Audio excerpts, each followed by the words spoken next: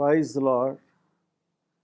మన ప్రభు మన రక్షకుడైన యేసుక్రీస్తు యొక్క పరిశుద్ధ నామములో మీ అందరికీ కూడా నా హృదయపూర్వక వందనాలండి, శుభాలు తెలియపరుస్తున్నాను. ఈ సాయంత్రము మనము బైబిల్ ధ్యాన నిమిత్తమై మన గృహాల్లో చేరిటుండగా పరిశుద్ధాత్మ దేవుడు మన అందరితో మాట్లాడి మన ఆత్మీయ జీవితాలను రూపాంతరపరచునుగాక. ప్రార్థన చేసుకుందాం. దయచేసి ఈ ప్రార్థన అయిన తర్వాత అందరూ కలిసి పాటలు ఏకీవించి పాడుతూ దేవుని మహిమపరచాలని మనం చేస్తున్నాం. ప్రార్థన చేద్దాం. సర్వాధికారి జీవాధిపతి మీ పరిశుద్ధ నామమునకు వేలాది స్తుతి స్తోత్రాలు వందనాలు చెల్లిస్తున్నాం. మీ కృపలో గత 5 మాసాలు కాపాడారు, భద్రపరిచారు.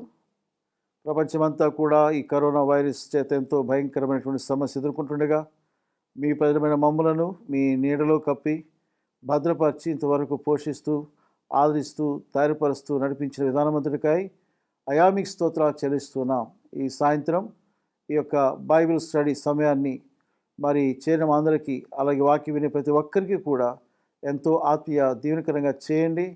మా జీవితాలను మీ వాక్య పెరుగులో మరి మా తండ్రి పరిశుద్ధపరిచి నూతనపరిచి మీ మహిమ కొరకై మమ్మల్ని ఆయుధపరచమని ప్రార్థిస్తున్నాం. అలాగే పాడే పాటలో మహిమ పొందాలని ప్రార్థిస్తున్నాం. అలాగే మీ దాసునిగా నన్ను కూడా జ్ఞాపకం చేసుకుని ఆయన మీ ఆత్మతో బలపరచండి, అభిషేకించండి, మరుగుపరచండి, తేటగా మాట్లాడండి. ఎవరు కూడా మరి వట్టి హృదయాలతో వెళ్ళిపోకుండా మీ వాక్య సత్యంతో తాకబడాలని, మీ ఆత్మక్రియ వాళ్ళు జరగాలని నేను ప్రార్థిస్తున్నాను. కనికరించండి. కుటుంబంలో కావాల్సినటువంటి సంపూర్ణ క్షేమం కూడా మీరు దయచేయండి.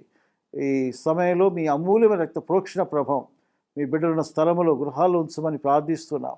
మీ సన్నిధితో ఆవరింపచేయని ప్రార్థిస్తున్నాం. సహాయం చేయండి. ఆటంకపరిచే ప్రతి దుష్ట అపాధికీయ జ్ఞానాలు అన్నీ కూడా యేసుక్రీస్తు నామములో లయపరుస్తుండగా విడుదల దయచేతండి. మీకే మహిమ ఘనత ప్రభావం చెల్లిస్తూ పాటలు పాడుతుండగా మీ నామములకు మహిమ తెచ్చుకున్నామని మా రక్షకుడు మా ప్రభు త్వరగా రానైన యేసుక్రీస్తు యొక్క పరిశుద్ధ నామములో స్తుతించి ప్రార్థించి వేడుకొంచున్నాం తండ్రి. ఆమేన్, ఆమేన్.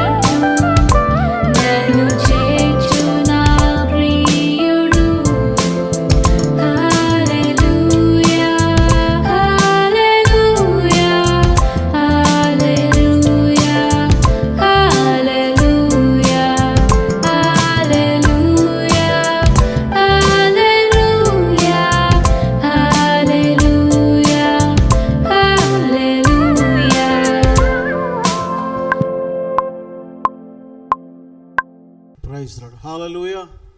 యేసు ప్రభు యొక్క పరిశుద్ధ నామములో ಎಲ್ಲరికి ఆహ్వానించినటువంటి నోవాబాబుకి, సంఘ పెద్దలకు, సేవకులకు, సహోదర సహోదరులకు శుభవందన తెలియపరుస్తున్నాను. పేరు రవికుమార్, డానియల్ అని యాడ్ చేసి డానియల్ రవికుమార్గా పిలువబడుతున్న ప్రస్తుతం. స్వస్థలం కావలి, గూడూరులో దాదాపు 30 ఏళ్ల నుంచి ప్రార్థనా మందిరంలో సేవకునిగా పరిచయం చేస్తున్నాను. అక్కడి నుంచే ఇక్కడకు నోవాబాబు వారి కుటుంబం ఉద్యోగరీత్యా రావడము, సేవా పరిచర్యలు ప్రారంభించడము జరిగింది.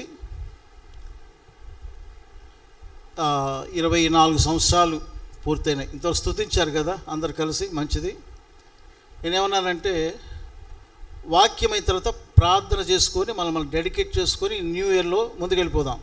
ఇకేమి మళ్ళా ఆ మాటలు ఈ మాటలు, ఈ సాక్ష్యాలు ఆ సాక్ష్యాలు లేకుండా ఉంటే మంచిదని చెప్పాను. అలాగే చేశారు. చాలా థ్యాంక్స్ నోవా. ఈ 24 దాటి ఇప్పుడు మనం ఎన్నో సంవత్సరాలు అడుగుపెట్టాము. ఒకవేళ ప్రభు ప్రత్యక్షత ఆలస్యమైతే,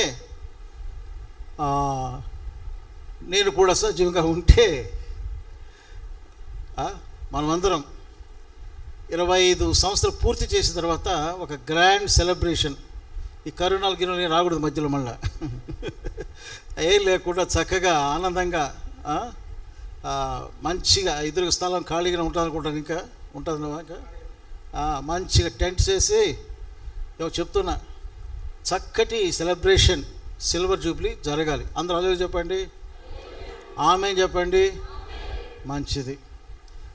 మరి సమయం ఇప్పుడు ఎంత అయిందనుకుంటున్నారు మీరు? 12:23 అంటే దగ్గర 12కి వచ్చాం.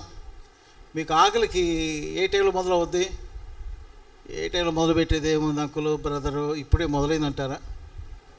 ఇది ఆకలి సమయం అంటారా? ఓకే, మీ ఆకలి సమయమైనా ఏ సమయమైనా కూడా, నేను డయాబెటిక్ పేషెంట్నే. ఇది మా ఆవిడ కూడా ఏం చేసిందంటే, ఏదో పెట్టుకొచ్చింది, అరటిపడి దగ్గర పెట్టుకోండి, ఏమైనా షుగర్ డౌన్ అవుతాయేమో అని చెప్పారు. కాబట్టి నేను సుదీర్ఘంగా చేయను, కానీ దేవుడు నాకు ఇచ్చినటువంటి వర్తమానాన్ని మీకు అందించాలి కదా. ఎందుకంటే ఈ కరోనా అయిన తర్వాత స్పెషల్ మీటింగ్కి రావడం ఇదే ఫస్ట్ టైం. ప్రభు సన్నిధిలో ప్రార్థన చేస్తూ వచ్చాను. ప్రభు దగ్గర నుంచి వాక్యం పొందుకోవడానికి ఒక ఏమంటారు దాని పోరాటం. ఎందుకంటే వాక్యం లేకుండా మేము సేవకులు ఏం చెప్పలేం. బైబిల్ అంతా ఉంది, కానీ మనకు అవసరం ఏంటంటే గాడ్స్ వర్డ్. ఈ రోజునకు, ఈ సమయానికి దేవుడు నీతో నాతో ఏం మాట్లాడగలుగుతున్నాడో ఆ వాక్యం కావాలి. అందుకని సేవకులు ప్రార్థనలో పెనులాడుతూ ఉంటారు, పోరాడుతూ ఉంటారు ఆ చిన్న మాట కొరకు. కాబట్టి దేవుడు మీ కొరకు కూడా ఒక చక్కటి మాట ఇచ్చాడు. అది మీ కొరకే కాదు, నా కొరకు కూడా, మనందరి కొరకు. దయచేసి కొంచెం ఓపికగా నెమ్మదిగా వినండి. అంతేకాదు, దేవుని వాక్యాన్ని మీ హృదయాంతరంగాల్లో భద్రపరచుకోవాలని మనం చేస్తున్నాను. ఎందుకంటే వినడం వెళ్ళిపోవడం దినాల్లో బాగా అలవాటైపోయింది. ఆ వాక్యాన్ని మనం తిరిగి ధ్యానం చేసుకోవాలి, తలపోసుకోవాలి, ఆచరించాలి. ఆదికాండం 26వ అధ్యాయానికి రండి. ఆదికాండము 26వ అధ్యాయం. ఆదికాండము 26వ అధ్యాయం. ఆదికాండం 26వ అధ్యాయం తీసారా? ఒక్క వచనం చదువుదాం దయచేసి. మొదటిగా 1వ వచనం చదవండి. అబ్రహాము దినంలో వచ్చిన మొదటి కరువు కాక మరొక కరువు ఆ దేశంలో వచ్చెను. అప్పుడు ఇస్సాకు గెరారులోనున్న ఫిలిస్తీయుల రాజైన అబీమెలెకు నొద్దకు వెళ్ళెను. నెక్స్ట్ 12వ వచనం. ఇస్సాకు ఆ దేశమందు ఉన్నవాడై విత్తనము వేసి ఆ సంవత్సరము 100 ఫలము పొందెను. అందరూ ఆమె చెప్పండి. దేవుడు ఈ వాక్యమును ఆస్వాదించునుగాక. ఆమెన్. నా యందు ఫలింపచేయునుగాక, మమ్మల్ని బలపరచునుగాక, మమ్మల్ని శుద్ధి చేయునుగాక. మంచిది. సమయంలో మళ్ళీ గుర్తు చేస్తున్నాం, 24 years 24 ఏళ్ళు దాటినటువంటి సేవ. 25లో అడుగుపెట్టాం. What is our goal in this new year? ఈ న్యూ ఇయర్లో నీ యొక్క గురి ఏమిటి అనేది దేవుడు ఇక్కడ నీకు చూపిస్తున్నాడు. నీ గోల్ సేవకులు కావచ్చు, పరిచారకులు కావచ్చు, విశ్వాసులు కావచ్చు, ఎవరైనా కావచ్చు, యవనస్తులు కావచ్చు. దేవుని యొక్క ఆశ ఏంటంటే, చూడండి, ఇస్సాకు ఆ దేశమందున్నవాడై అనే మాట. ఏ దేశం అది చెప్తారా? ఇస్సాకు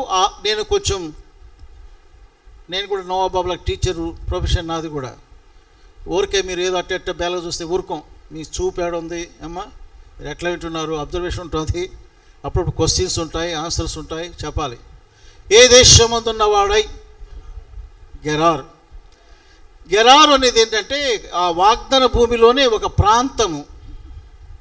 చెప్పాలంటే దక్షిణంగా మధ్య భాగంలో ఉంటుంది, అంటే అంచులో ఉంటుంది.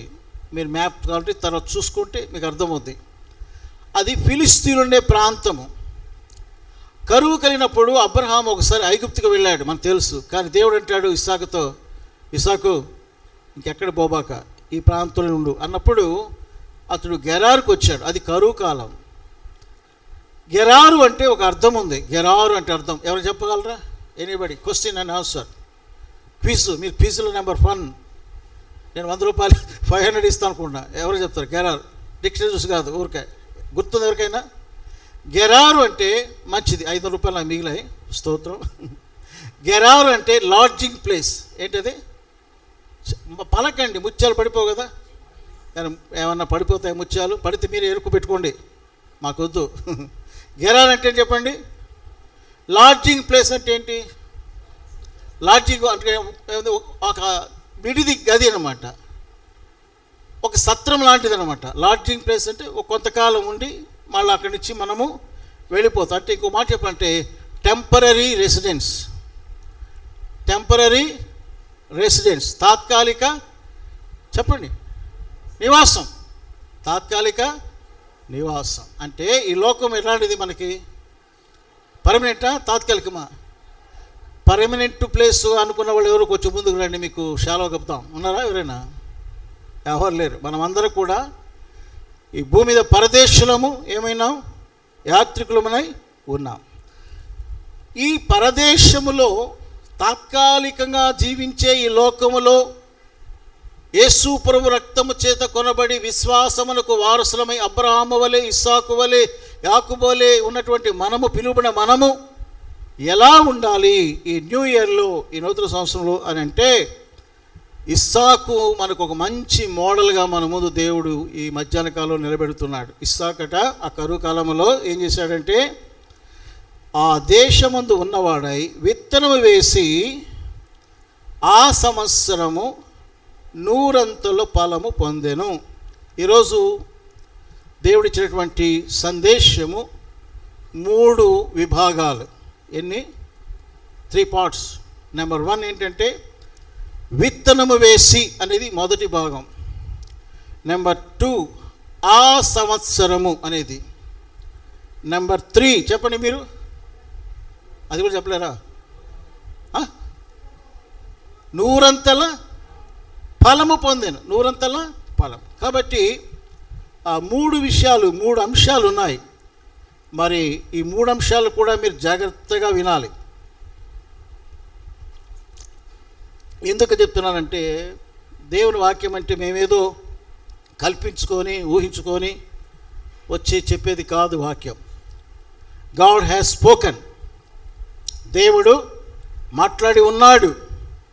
ఈ మాటలు చెప్పమని కోరుతున్నాడు. So this is the God's message today for you, for the church, for your family. ఈరోజు నీకు, నీ కుటుంబానికి, సంఘానికి దేవుడు ఇచ్చేటువంటి వర్తమానం. చాలాసార్లు నేను సంతోషిస్తాను, ఎందుకంటే ప్రభు వాక్యం ఇస్తే అంత కమ్మగా ఉంటుంది, అంత ఆనందంగా ఉంటుంది. ఎందుకంటే ఆయన మాటలు తేనె కంటే మధురమైనవి, తీయనైనవి. అదే సమయంలో అగ్ని వంటిది కూడా, పాల వంటిది, మాంసం. ఏమండి, ఎన్నో అనుభవాలు వాక్యాలు ఉన్నాయి. సరే, మంచిది. మొదటిగా మనం గమనించాలి, విత్తనము వేసి. ఇక్కడ కొంచెం ఆలోచించేద్దాం. కొంచెం ఇక్కడ యవన పిల్లలు కూడా ఉన్నారు, పెద్దలు ఉన్నారు, సేవకులు కూడా ఉన్నారు.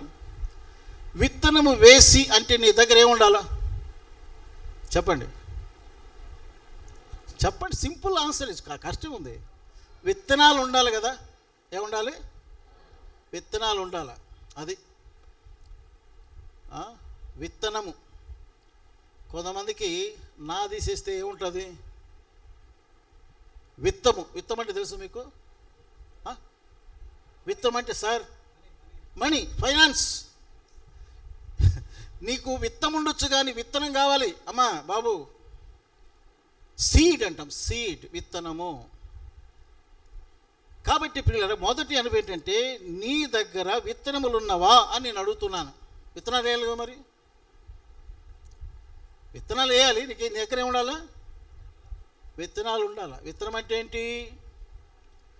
మత్తయి 13 ప్రకారంగా దేవుని వాక్యము. అది ఈ రోజుల్లో నేను కొన్ని మాటలు కొంచెం తిట్టినట్టుగా ఉంటాయి. బాధపడితే మంచిదే కానీ మారు మనసు పొందాలి. నాకేదో మీ మీద వ్యక్తిగతంగా కోపమై, బెరాకా మీద కోపమై నేను మాట్లాడను. నా ప్రార్థన మందిరంలోనే ఎక్కడ పోయినా దేవుడు ఇచ్చిన మాటలు, దేవుడు చెప్పిన మాటలు సూటిగా చెప్పేస్తాను. ఈ రోజుల్లో దేవుని ప్రజలలో ఉన్నటువంటి సమస్య మీకు చెప్తున్నాను. ఎందుకంటే బైబిల్ చెప్తుంది మనము దేవుని మందిరంలో నాటబడిన చెట్లు కదా. ఎవరు మనము? దేవుని మందిరంలో నాటబడిన చెట్లు. చెట్టు ఏమవ్వాలా? ఫలించాలి, ఫలాలు కాయాలా. ఈ ఫలాలు ఏముండాలా? మళ్ళా విత్తనాలు ఉండాలి. ఏముండాలి? మీకు తెలుసో లేదో ఒక మాట గుర్తు చేస్తాను చూడండి. ఆది కాండంలో దేవుడు సృష్టి కలుగు చేసినప్పుడు, ఆది కాండం 1వ అధ్యాయం చూడండి, 11, 12 చదవండి జాగ్రత్తగా. దేవుడు గడ్డిని, విత్తనములిచ్చు చెట్లను భూమి మీద తమ తమ జాతి ప్రకారము తమలో విత్తనములు గల ఫలమిచ్చు ఫలవృక్షములను భూమి మొలిపించునుగాకని పలుకగా ఆ ప్రకారము ఆయన భూమి గడ్డిని తమ తమ జాతి ప్రకారము విత్తనములిచ్చు చెట్లను తమ తమ జాతి ప్రకారము తమలో విత్తనములు గల ఫలవృక్షములను మొలిపింపగా అది మంచిదని దేవుడు చూచెను. బైబిల్లో 1వ అధ్యాయంలోనే ప్రారంభ వచనాల్లో దేవుడు విత్తనాల గురించి మాట్లాడుతున్నాడు. చూసారా? చెట్లలో ఉన్నటువంటి ఫలములు ఎటువంటివంటే విత్తనములు గల ఫలము, తర్వాత విత్తనము గల ఫలమిచ్చు ఫలవృక్షములు. సో ఇక్కడ మనం గమనించవలసిందంటే మనమందరం కూడా వృక్షాలు, దేవుని మందిరములో నాటబడిన చెట్ల మనము ఫలములు కలిగి ఉండాలి. ఫలములు ఏముండాలి? ఏమి కలిగి ఉండాలి చెప్పినానా? సీడ్స్ ఉండాలి, విత్తనాలు ఉండాలి. విత్తనాలు లేవనుకోండి, ఏమవుతుంది? ఆ చెట్టు, ఆ జీవితం అంతటితో ఏమైపోద్ది? క్లోజ్. అర్థమైందా? ఆ చెట్టు యొక్క ఫలములో విత్తనము లేకపోతే ఆ చెట్టు జీవితం అంతటితో క్లోజ్. కానీ విత్తనాలు ఉంటే ఏమవుతుంది? ఆ ఫలములో నుంచి అనేక విత్తనాలు విత్తబడి అనేక చెట్లు మొలుస్తాయి. అర్థం చేసుకోండి. ఈరోజు ఒక విశ్వాస జీవితం ఎలా ఉంది? మీరు ఒప్పుకుంటే ఒప్పుకోండి, లేకపోతే లేదు. సేవకులు కాబట్టి అనుభవాలు ఏం చేస్తాం? ఫిల్టర్ వేస్తుంటాం. ఈనాడు నా విశ్వాస జీవితాలు ఎలా ఉన్నాయి అంటే, వాక్యం వింటున్నామండి, విత్తనాలు చల్లుతున్నారండి, మా సేవకులు రకరకాల దైవ వర్తమానాలు వింటున్నామండి, విత్తనాలు విత్తనాలు విత్తనాలు. కానీ ఆ విత్తనము నీలో నిలిచి లేదు. అది సమస్య. విత్తనము నీలో ఏం లేదు, నిలిచి, చెప్పండి, నిలిచి ఉండుట లేదు. Leakage, somewhere leakage. ఎన్ని వర్తమానాలు ఇవ్వండి, ఎంత ప్రసంగులు చెప్పండి, ఏమి విన్నావమ్మా ఈరోజు బెరాకాలు అంటే చెప్పాడు రవన్న, జ్ఞాపకం రావట్లా. కనీసం కొద్ది రోజులైనా వాక్యం పెట్టుకొని తలపోసుకొని ధ్యానం చేసుకునేటటువంటి పరిస్థితులు కోల్పోయాం. ఈరోజు సంఘము ఎందుకు అభివృద్ధి చెందట్లేదంటే చెట్లలో విత్తనాలు ఇచ్చే అనుభవము లేకుండా పోయింది. అందుకని విత్తనాలు విత్తాలి అంటే ముందు నీ దగ్గర ఏముండాలి చెప్పండి? విత్తనాలు ఉండాలి. ఎందుకంటే విత్తనాలలో రీప్రొడ్యూసింగ్ పవర్ ఉంది. ఏం పవర్ అది? రీప్రొడ్యూసింగ్ పవర్, ఆర్పిపి అనుకోండి. ఆర్పిపి రీప్రొడ్యూసింగ్ పవర్ అంటే ఆ విత్తనాన్ని భూమిలో పాతినప్పుడు ఏమవుతుందంటే అందులో నుంచి జీవము బయటకు వస్తుంది, అంకురిస్తుంది, మొక్క మొలుస్తుంది, మొక్క ఎదిగి ఎదిగి మహావృక్షం అవుతుంది. విత్తనం చిన్నదే కావచ్చు, చిన్న విత్తనం కావచ్చు కదండి. మీకు తెలుసా మర్రి చెట్టు? చూడని వాళ్ళు ఎవరు ఉన్నారు ఇక్కడ? మర్రి చెట్టు ఏమ్మా, మర్రి చెట్టు గింజ ఎంత ఉంటుందండి? ఎంత ఉంటుందా? చిన్నది కదా. ఎంత ఆవు గింజ ఎంత ఉంటుంది? చాలా చిన్నది. కానీ అది భూమిలో పడి మొలకెత్తినప్పుడు అబ్బో అది పెరిగి వేలు ఒక కొన్నిసార్లు గృహాల పక్కన పెరిగితే గోడలు పగలగొట్టేస్తుంది. సచ్ ఎ పవర్ఫుల్ సీడ్ ఈ మర్రి చెట్లు ఉన్న విత్తనం. వాక్యం కూడా అలాంటిదే. A small word can do wonderful things. ఒక చిన్న మాట, వాక్యం అనే విత్తనము అద్భుత కార్యాలు చేస్తుంది. తెలుసా? చేస్తుందా లేదా? ఎవరు మాట్లాడరు? నోవు బాబు నేను మాట్లాడదు చెప్పాను నేను. చిన్నగా చెప్పండి పోర్లే. విత్తనంలో ఏముంది? అద్భుతమైన చెప్పండి శక్తి ఉంది. మర్రి విత్తనం చిన్నదే కానీ ఇది పెద్దదిగా మారిపోతుంది మొలిస్తే. మొలనంత కాలం ఏమవుతుంది? అంతే. ఈ వాక్యము ఈ బైబిల్లో ఉన్నంతకాలం అది అట్లే ఉంటుంది. అది నీలోనికి వస్తే నీలో అద్భుతాలు జరుగుతాయి. నీలో నుండి ఇతరులకు వస్తే గొప్ప కార్యాలు జరుగుతాయి. ఎందుకంటే రీప్రొడ్యూసింగ్ పవర్ అనేది విత్తనంలో దాగి ఉంది. అలాగే నీలో కూడా వాక్యం అనే జీవము గల విత్తనాలను కలిగి ఉంటే ఆ విత్తనాలను వాడితే ఆ విత్తనాల ద్వారా రీప్రొడ్యూసింగ్ అనగా ఆత్మల రక్షణ సంపాదన జరుగుతుంది. అందుకనే ఇంగ్లీష్లో సంతతి అనే మాట ఏమని వాడబడింది చెప్పగలరా? స్టూడెంట్స్ అమ్మా, స్టూడెంట్స్ ఎవరు లేరు బాబు ఇక్కడ? బైబిల్, ఇంగ్లీష్ బైబిల్లో ఉదాహరణకు సర్ప సంతానము, అబ్రహాము సంతానము, స్త్రీ సంతానము ఏమని వాడారు అక్కడ ఇంగ్లీష్లో? సీడ్ అని వాడారు. ఏమని వాడారు? సంతానానికి సీడ్ అని వాడారు. గుర్తుపెట్టుకోండి. సీడ్ ఆఫ్ సర్పెంట్ సర్ప సంతానము, సీడ్ ఆఫ్ ఉమన్ స్త్రీ సంతానము, సీడ్ ఆఫ్ అబ్రహాం సంతానము. అంటే ఇది ఎందుకు చెప్తున్నానంటే మనలో నుండి దేవుని వాక్యము ఎలాంటి కార్యం చేయగలదు అంటే ఒక మంచి ఆశీర్వాదకరమైనటువంటి సంతానమును కూడా లోకానికి అందిస్తుంది. అంతటి శక్తి వాక్యం అనే విత్తనములో ఉన్నది. కాబట్టి మొదటిగా మనం జ్ఞాపకం చేసే సత్యం ఏంటంటే ఇస్సాకు ఏమేశాడు? విత్తనము వేశాను. అర్థమైంది కదా? నీ దగ్గర విత్తనాలు ఉన్నాయా? ఫస్ట్ క్వశ్చన్ ఇది. విత్తనాలు ఉన్నాయా? కానీ ఈరోజు సమస్య చెప్పాను. విత్తనాలు నీకు అందిస్తున్నాడు దేవుడు, కానీ నువ్వేం చేస్తున్నావు వదిలేస్తున్నావు.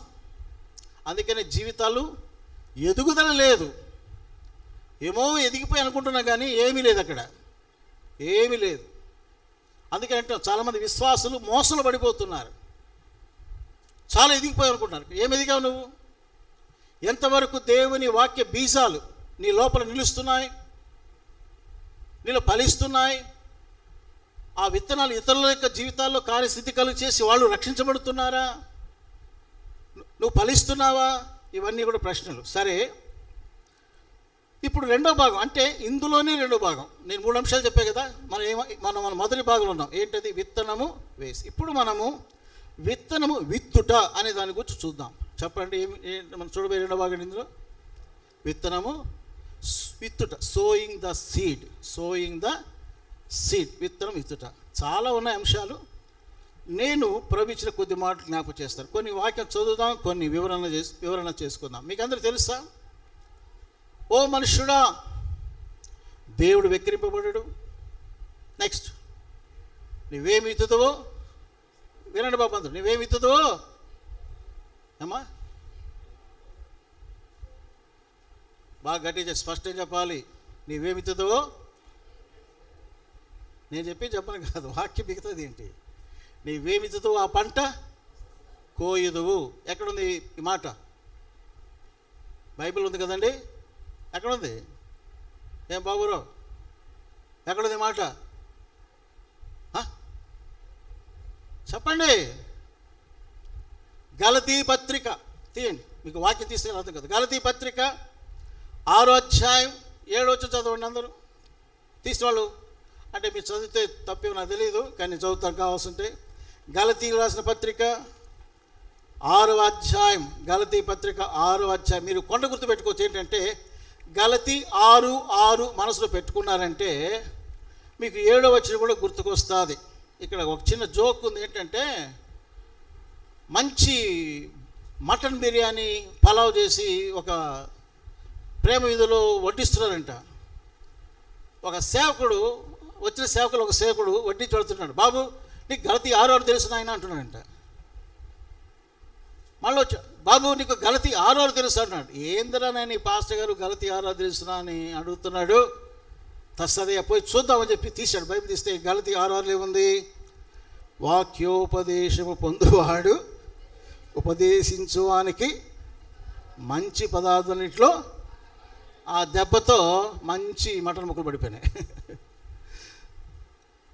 కానీ కిందనే ఉంది ఒక వచనం, 7వ వచనం. ఏమని? మోసపోకుండా దేవుడు విక్రింపబడడు, మనుషుడు ఏమిత్తునో ఆ పంటనే.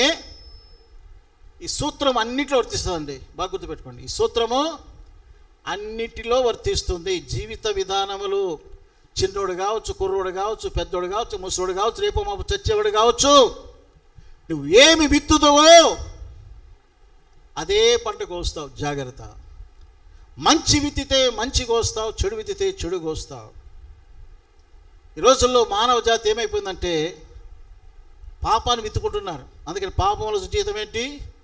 మరణం, అగ్నిగుండం. జాగ్రత్త. యేసు ప్రభునందలి విశ్వాసమును విత్తుకుంటే నీ హృదయంలో నిత్య జీవం. యేసు బలియాగమైన రక్తం కార్చాడు సిలువలో. ఆ రక్తాన్ని ప్రతి పాపాన్ని కడుగుతుంది. అది చనిపోయి లేచాడు. నమ్మితే నీకు రక్షణ, దేవుని నీతి వస్తుంది. నరకం ఉండదు, తీర్పు ఉండదు పిల్లారా. ఇక్కడ నేను మీకు జ్ఞాపకం చేసే విషయం ఏంటంటే నువ్వేమి విత్తుతో ఆ పంట కోయదు. కాబట్టి నువ్వు విత్తే విత్తనాల్లో ఏమి విత్తుతున్నావు, ఎలా విత్తుతున్నావు అనేది కొంచెం పరిశీలనగా మనం తెలుసుకుందాం. నేను మీకు మొదటిగా యోవేలు గ్రంథంలో నుంచి ఒక మాట గుర్తు చేస్తాను. యోవేలు గ్రంథం చూడండి. యోవేలు గ్రంథం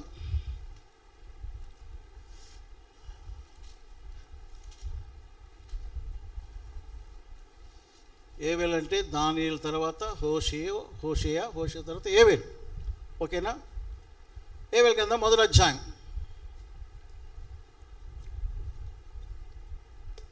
తీసారా? ఇందులో ఒక వచనం చూద్దాం. యోవేలు గ్రంథము 1వ అధ్యాయంలో 17వ వచనాన్ని మనం చూద్దాం. విత్తనము మంటి బెడ్డల క్రింద కుళ్ళిపోవచ్చున్నది, పైరు మాడిపోయినందున ధాన్యపు కొట్లు ఒట్టిపోయెను, కళ్ళపు కొట్లు నేలపడి ఉన్నవి. చూసారా? గమనించారండి? విత్తనము మంటి బెడ్డల క్రింద కుళ్ళిపోవచ్చున్నది, ఫలింపు లేదు. మీరు తర్వాత మీరు నిదానంగా ద్వితీయోపదేశకాండం 28వ అధ్యాయం చదివితే శాపాలలో ఒకటి ఏంటంటే ఫలింపు లేకపోవడం, పంటలు పండకపోవడం. ప్రియులారా, వింటున్నారా? అమ్మ వింటున్నారా? గ్రహిస్తున్నారా? విత్తనము ఈ దినాల్లో ఏమైపోతుందంటే ఫలించకుండా అది కుళ్ళిపోయే పరిస్థితికి, పాడయ్యే పరిస్థితికి మనుషులు తీసుకొస్తున్నారు. అర్థం ఏంటంటే ఆ విత్తనములో సరైనటువంటి ఏమండి జీవం ఉత్పత్తి అయ్యేదానికి అవసరమైనటువంటి నీరు లేదు, పరిశుద్ధాత్మ వర్షము లేదు. విత్తనాలు వేశారు, భూమిలో పాతారు, కానీ కరువు కాలం, యోవేలు కాలములో కరువు. ఎందుకంటే విత్తనాలు మంటి బెడ్డల కింద కుళ్ళిపోతున్నాయి. ఈరోజు నాకు ఉన్న ఒక భార దుఃఖం ఏంటంటే, ఎన్ని మంచి మంచి సందేశాలు దేవుని ప్రజలు వింటున్నావు. నీ వింటున్నావు, ఫలించే అనుభవం వచ్చిందా? లేదు. ఎందుకంటే పరిశుద్ధాత్మ యొక్క వర్షము ఆ క్రియకు నువ్వు లోబడని కారణం చేత ఆ విత్తనాలు అలాగే నీ లోపల ఎండిపోతున్నాయో కుళ్ళిపోతున్నాయో నాకు తెలియదు. మొత్తానికి ఫలింపు లేని పరిస్థితి. కనుక ప్రియులారా, నీ జీవితంలో దేవుని వాక్య బీజాలు విత్తనాలు కుళ్ళిపోకూడదు, అవి ఫలించవలసి ఉన్నది. పరిశుద్ధాత్మిక వర్షము పడి అది మంచి నెలలో పడినటువంటి విత్తనముగా చేయబడి చక్కటి పంట పండవలసినటువంటి అనుభవం మనలో రావాలి. కానీ దినాల్లో అది కరువైపోయింది. అయినా కూడా మన జీవితంలో మనము ప్రభు యొక్క నామములో విత్తనములు విత్తుటకు మనం ప్రోత్సహించుకుందాం. నిరాశపడవద్దు. ఎందుకంటే చెప్తున్నాను, ఇది న్యూ ఇయర్. నీ జీవితంలో ఈ రోజు నుంచి దేవుని వాక్య విత్తనం ఏది వేస్ట్ కాకూడదు, వృధా కాకూడదు, కుళ్ళిపోకూడదు, ఎండిపోకూడదు, ఆకాశ పక్షులు వచ్చి ఎత్తుకొని పోకూడదు. ఈ విత్తనాలు నీలో ఫలించాలని దేవాది దేవుడు కోరుతున్నాడు. పిల్లరా, కొన్ని మాటలు మనం చూద్దాం. చూడండి, ప్రసంగి గ్రంథంలో 11వ అధ్యాయం. ప్రసంగి 11వ అధ్యాయం. ప్రసంగి గ్రంథము 11వ అధ్యాయం. ప్రభు సంఘానికి విశ్వాసికి చెప్తున్నటువంటి కొన్ని మాటలు దయచేసి గమనించండి. ప్రసంగి 11:6 చదవండి. ఉదయమందు విత్తనమును విత్తుము, అస్తమయమందును నీ చేయి వెనుక తీయక విత్తుము. అది ఫలించును, ఇది ఫలించును, లేక రెండును సరి సమానముగా ఎదుగును, నీవు ఎరుగవు. Do your job first. సంగమా, నీ పని నువ్వు చేయి. ఏం పని చేయాలా? విత్తనాలు ఏం చేయాలి చెప్పండి? విత్తాలి. నీలో విత్తబడాలి ముందు, అది తర్వాత నువ్వు ఇతరుల జీవితాలు విత్తాలి. ఆ వాక్యాన్ని షేర్ చేసుకోవాలి, ఆ వాక్యాన్ని పంచుకోవాలి. అందుకే ఇక్కడ ఏం చెప్తున్నాడు? ఉదయకాలమందు విత్తనం విత్తము, అస్తమయమందు నీ చేయి వెనుక తీయక విత్తము. అంటే ఒక టైం అనేది పెట్టుకోవద్దు.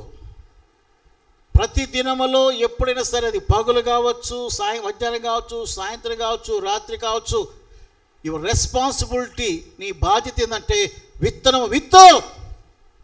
తిమోతితో పౌలు సమయమందును ఇంకా అసమయమందును ఏం చేయాలి? వాక్యము ప్రకటింపుము. చెప్పండి, సమయమందును అసమయమందు. మన వాళ్ళు ఏంటంటే అంతా బాగుంటే రెండు మాటలు చెప్తాం. అది కాదు, ప్రతి సమయంలో కూడా నువ్వు ప్రయాణం చేస్తున్నా, లేక ఒక షాపింగ్ కాంప్లెక్స్ పోయినా, ఏదో రీతిగా ఎవరికో ఒకరికి ఒక మాట చెప్పడానికి మనం ప్రయత్నం చేస్తూ ఉండాలి. అది ఫలిస్తుందంటే అది దేవుని చిత్తం. అది మనం ఏం చేయాలంటే విత్తనం విత్తడమే మన యొక్క బాధ్యత. అందుకని మనము నీటి మీద మనము ఆహారము చల్లమంటాడు. కాబట్టి మనము ఆ రీతిగా విత్తనము విత్తుటకు ప్రోత్సహించబడాలని ప్రభుపేట మనం చేస్తున్నాను. ఒకవేళ ఇక్కడ కూర్చున్న వాళ్ళలో కొంతమంది దేవుని మాట చెప్పేవాళ్ళు ఉన్నారు, చెప్పలేని వాళ్ళు విశ్వాసులే, but no sharing the word of God. ఎవరితో కానీ ఇంటోళ్ళు కూడా చెప్పుకోరు కొంతమంది వాక్యాన్ని, స్నేహితులు చెప్పుకోరు. అలాంటి వారు ఉంటే ప్రభు నామములో మిమ్మల్ని ప్రోత్సహిస్తున్నాను. దేవుని వాక్యమనే విత్తనాలను ఉదయకాలమందు, మధ్యాహ్నం, సాయంత్రం, రాత్రి అన్ని సమయాల్లో విత్తడానికి ప్రయత్నం చేయండి. అయితే ఎలా విత్తాలి? కీర్తన గ్రంథం చూడండి, 126. కీర్తన 126. కీర్తన 126 చూడండి. కీర్తన 126లో 5వ వచనం చదవండి. కన్నీళ్లు విడుచుచూ విత్తువారు సంతోషగానముతో పంట కోసెదరు. పిడిగిడి విత్తనం చేత పట్టుకొని ఏడ్చుచూ పోవు విత్తువాడు సంతోషగానము చేచు పనులు మోసుకొని వచ్చును. ఈ మాట మీ హృదయంలో రాసుకోండి. ఊరికి విత్తనం అంటే విత్తనం కాదు, ఓ విత్తే, సువార్తికుడా, విశ్వాసి, ఆత్మ సంబంధమైన రైతుగా ఉండే ఓ సహోదరుడా, సహోదరి, విత్తనాలు ఎలా విత్తుతున్నావు? లేదా క్యాజువల్గా సువార్త పోదాం బాకీ చెప్పండి చెబుదాం. నీ గుండెల్లో ఏమైనా ఆత్మల రక్షణ కూర్చున్నటువంటి మంట ఉందా అంటే అది కనబడలేదు. ఇప్పుడు నేను అందరికీ చెప్పిన కొంతమంది అనేక మంది జీవితం ఇలా పరిస్థితుంది. ఓరగా చెప్పేస్తాం, మైక్ ఇస్తే చాలు డబ చెప్పేస్తాం. అయితే ఇక్కడ వాక్యం చెప్తుంది ఎలా విత్తారంట చెప్పండి. కన్నీళ్ళు విడుచుచు అది అవసరమండి. నేను చివరి భాగంలో గత రాత్రి నేను దాదాపు 1:30 దాకా మేలుకున్నా ఈ వాక్యం కొరకే. అప్పటికి పూర్తిగా నేను పొందుకోలే, అవుట్లైన్స్ దేవుడు ఇచ్చాడు. చివరి భాగంలో ఒక కవిత, ఒక చిన్న ఆత్మ సంబంధమైనటువంటి హెచ్చరికతో ఒక కవిత ఉంది. అందులో కూడా ఈ మాటలు వస్తాయి, గమనించండి. ఏంటంటే, కన్నీరు లేనటువంటి సేవకుడా, కన్నీరు లేని విశ్వాసి, నీ విత్తే విత్తనాలు ఏమవుతాయి చెప్పండి? మొలకెత్తవు. రక్షణ సైన్యము ప్రారంభించినటువంటి దైవజనులు విలియం బూత్ గారికి ఒకసారి ఈ మాట చెప్పాడట. ఒక సేవకుడు ఒక దేశానికి పంపిస్తే ఆయన ఉత్తరం రాశాడు ఆ దినాల్లో, అయ్యగారు ఇక్కడ ఒక్క ఆత్మ కూడా ప్రభువులోకి రాకుండా ఉన్నారండి, వెనక్కి రమ్మంటారా అన్నాడంట. అప్పుడు విలియం బూత్ గారు 3 ముక్కలు రాశాడు ఉత్తరం. ఏంటంటే 3 ముక్కలు అంటే 3 పదాలు. ట్రై ఫార్ టీయర్స్ అన్నాడు. ట్రై ఫార్ టీయర్స్ అంటే, సోదరుడా, సేవకుడా, కన్నీటి కొరకు ప్రయత్నం చేయన్నాడు. దేని కొరకు ప్రయత్నం చేయాలా? కన్నీటి కొరకు. ఇప్పుడు మనం దేని కొరకు ట్రై చేస్తున్నాం చెప్పంటారా? Trying for the fame, trying for money, trying for recognition. గుర్తింపు కొరకు ప్రయత్నము, హోదా కొరకు ప్రయత్నము, ధనం కొరకు ప్రయత్నము, రకరకాల ప్రయత్నాలు చేస్తున్నారే కానీ కన్నీటితో విజ్ఞాపన చేసే విషయంలో ప్రయత్నం ఆగిపోయింది. కళ్ళల్లో కన్నీరు ఎండిపోయిందండి. సంగమా, సేవకులారా, విశ్వాసులారా, కన్నీరు కార్చండి. యెరూషలేము వైపు చూసినప్పుడు యేసు ఏం చేశాడు? విలపించాడు, ఓ యెరూషలేమా నశించిపోతున్నారేని. ఈరోజు నీ జీవితంలో ఈ కన్నీరుందా? సియోనులో నిర్విచారముగా ఉన్న వారికి శ్రమ. సంఘాలు ఈరోజు దేవుడు దీవించాడు, సుఖవంతమైన పరిస్థితులకు మనం వచ్చేసాం. కానీ ఈరోజు మన గుండెల్లో ఆత్మల కొరకైన మంట లేకుండా పోయింది. బలిపిట్టాలు చల్లారిపోయినాయి, కళ్ళలో కన్నీరు ఎండిపోయినట్లుగా మనం చూస్తున్నాం. వాడుకైపోయింది. సేవ అంటే వాడుక, ప్రసంగం అంటే వాడుక. నాకు తెలుసు అండి ఎట్లా చేయాలి ఈ మీటింగు, నాకు తెలుసు అండి ఎట్లా సువార్త ప్రకటించాలో. ఇవన్నీ కాదు. Try for tears. ఎందుకంటే వాక్యం చెప్తుంది, పిడికేడు విత్తనాలే కావచ్చు కానీ నువ్వు గనక ఆ పిడికెడు విత్తనాలు కన్నీటితో విత్తితే ఏమొస్తుంది? గొప్ప పంట. చెప్పండి, పిడికెడు విత్తనాలకి ఏమొస్తుంది? గొప్ప పంట వస్తుంది. కోత కోసుకుంటావు. పిల్లలు, ఈరోజు ప్రభునాలు చెప్తున్నాను, కంటి చూపుకు అన్నీ బాగున్నాయి కానీ కళ్ళలో కన్నీరు పరిస్థితులు ఏమవుతుందంటే ఫలము లేనటువంటి పరిస్థితులకు మనం దిగజారిపోతున్నామని ప్రభు జ్ఞాపకం చేస్తున్నాడు. తర్వాత చూడండి, ఇర్మియా గ్రంథం 4వ అధ్యాయం. ఇర్మియా గ్రంథం 4వ అధ్యాయం ఎక్కడ వచ్చిన చూద్దాం. ఇర్మియా గ్రంథము 4వ అధ్యాయం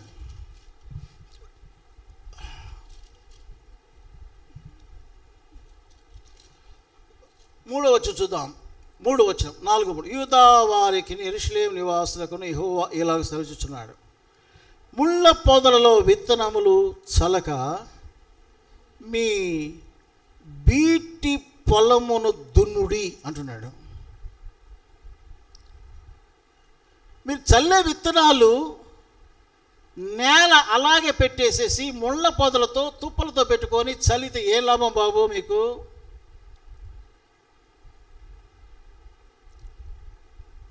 ముళ్ళ పొదలలో పడిన విత్తనాలు ఏవైనాయి? ప్రభు చెప్పిన అణిచివేయబడ్డాయి. రాత్రి నెల విత్తబడ్డాయి, ఎదగలేకపోయినాయి.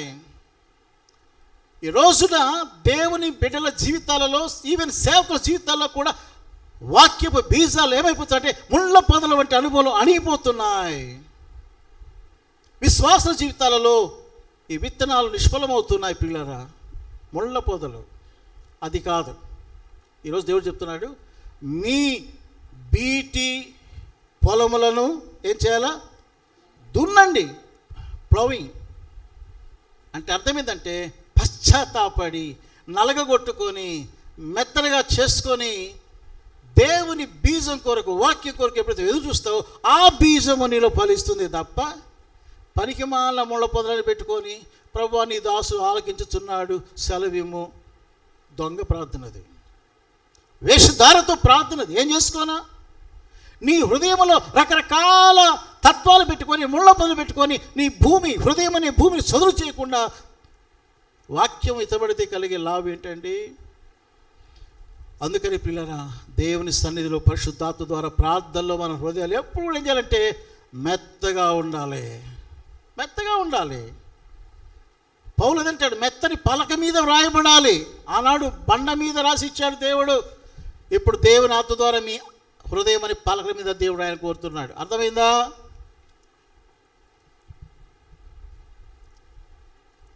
కాబట్టి మీ యొక్క బీడు పొలములను దున్నండి అంటున్నాడు. తర్వాత చూడండి, హోషేయ గ్రంథం 16వ అధ్యాయం. దానియేలు గ్రంథం తర్వాత హోషేయ 16వ అధ్యాయం అండి, క్షమించండి 10వ అధ్యాయం. హోషేయ గ్రంథం 10వ అధ్యాయం.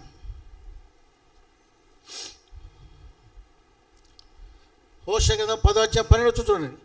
నీతి ఫలించినట్లు మీరు విత్తనము వేయుడి, ప్రేమయను కోత మీరు కోయుడి. మళ్ళా చూడండి, నీతి ఫలించినట్లు మీరు విత్తనము వేయుడి, ప్రేమయను కోత మీరు కోయుడి. కాబట్టి నీతి ఫలించినట్లుగా నీ ఆత్మీయ జీవితంలో నీతిమంతమైనటువంటి జీవితం ఎదుగునట్లుగా దేవుని విత్తనాలు, వాక్య విత్తనాలు విత్తబడాలి. దాని ఫలితం ఏంటంటే ప్రేమ అనేటటువంటి కోతను కోయండి అంటాడు.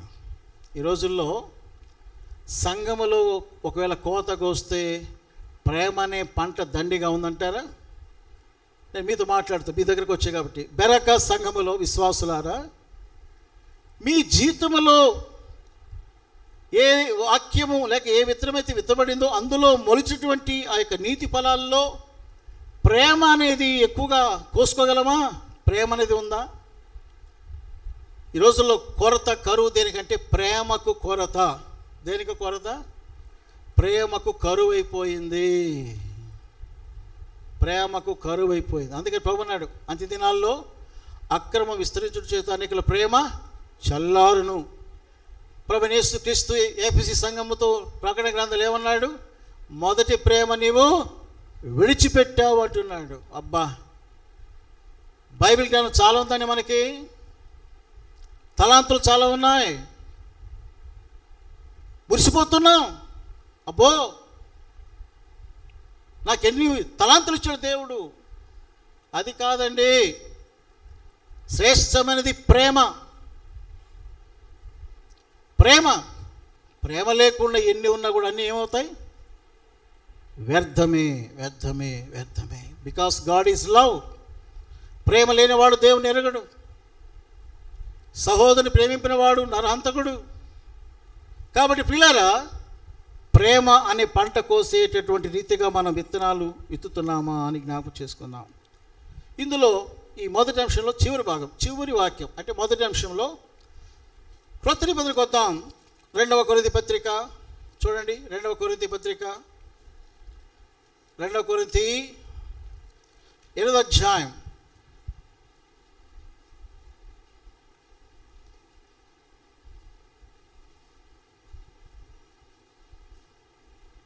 2 కొరింథీ 8వ అధ్యాయం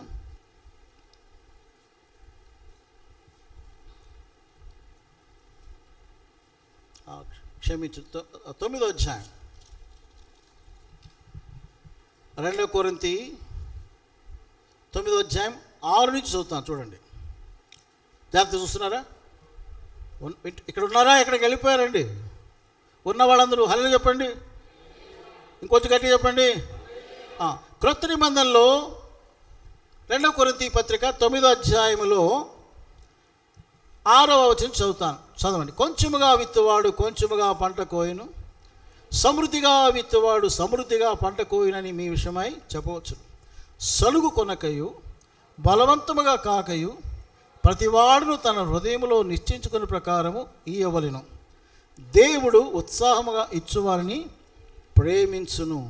కాబట్టి 10వ కూడా చూడండి. విత్తువానికి విత్తనమును తినుటకు ఆహారం దయచే దేవుడు మీకు విత్తనము దయచేసి విస్తరింపచేసి మీరు ప్రతి విషయములో పూర్ణ ఔదార్య భాగ్యము గలవారునట్లు మీ నీతి ఫలములు వృద్ధి పొందించును. ఇందులో ఒక మాట మీకు జ్ఞాపకం చేస్తాను. కొంచెముగా విత్తువాడు, చెప్పండి, కొంచెముగానే, అలా కాకుండా సమృద్ధిగా విత్తువాడు. మీకు ఒక సీక్రెట్ చెప్తున్నా ఇక్కడ. సీక్రెట్ అంటే ఇది ఓపెన్ సీక్రెట్ ఇది, కానీ గమనించాం. ఇప్పుడు నువ్వు ఎన్ని విత్తనాలు వేస్తావు అంత పంట వస్తుంది, దాని తగిన పంట, అంతేగాని ఎక్కువ రాదు కదా. ఎక్కువ పంట కావాలా? అలాగైతే ఎక్కువని విత్తాలి. ఇక్కడ దేని గురించి మాట్లాడుతున్నట్టే పౌలు గారు గివింగ్ ఇవ్వడానికి గురించి మాట్లాడుతున్నాడు. గివింగ్ దేవునికి నువ్వు ఎలా ఇవ్వాలి అని అంటే ఉత్సాహముగా ఇవ్వాలి, ఇంకా సమృద్ధిగా, చెప్పండి, ఇవ్వాలి. ఈ బైబిల్ సూత్రము తప్పిపోతుందంటారా నెరవేరుతుంటారా? చెప్పండి, బైబిల్ సూత్రము తప్పిపోతుందా నెరవేరుతుందా? మీరంతా ఎటువంటి ఏమో మాకు తెలుస్తారన్నా. వాక్యము భూమి ఆకాశాలు గతించిన, చెప్పండి, గతించవు. మీరు ఏ కొలతతో కొలుతురు ఆ కొలతతోనే కొలబడి ఇయుడి మీకు ఇయ్యబడును. కొంచెముగా విత్తితే కొంచెమే, ఎక్కువగా విత్తితే ఎక్కువ. ప్రియులారా, ఇక్కడ మనం నేర్చుకోవాల్సిన సూత్రం ఏంటంటే సంఘములో దేవునికి ఇవ్వడం అనేది నేర్చుకోవాలి. ఎవరికి ఇస్తున్నారు? నోవా బాబుకి ఇస్తున్నారు కదా, జేమ్స్ రమణయ్యకి ఇస్తున్నారు, బాబురావుకి ఇస్తున్నారు, ఇంకెవరికో ఇస్తున్నారు. అది అనుకోవడం అనేటువంటిది తప్పు. నన్ను ఒక మాట చెప్పనివ్వండి. నా లాంటి వాళ్ళు చూసానుకోండి, నేను ఎట్లున్నాను చూడండి, చక్కగా వైట్ అండ్ వైట్ ఎట్టున్నాను. రవణ ఒక 10 లక్షలు అప్పిమంటే ఇచ్చేటట్టున్నా కదా. ఎందుకంటే సేవకుడు ఎప్పుడు కూడా ఘనహీనంగా ఉన్నాడు. నా తెప్పులు వెనకాల ఎన్నో ఉన్నాయి. ఎందుకు సంఘంలో కొంతమంది పరిస్థితులు ఉందంటే రవణకేమయ్యా చాలా ఉంది. ఇంకో రహస్యం చెప్పంటారా? కొంతమంది సేవకులు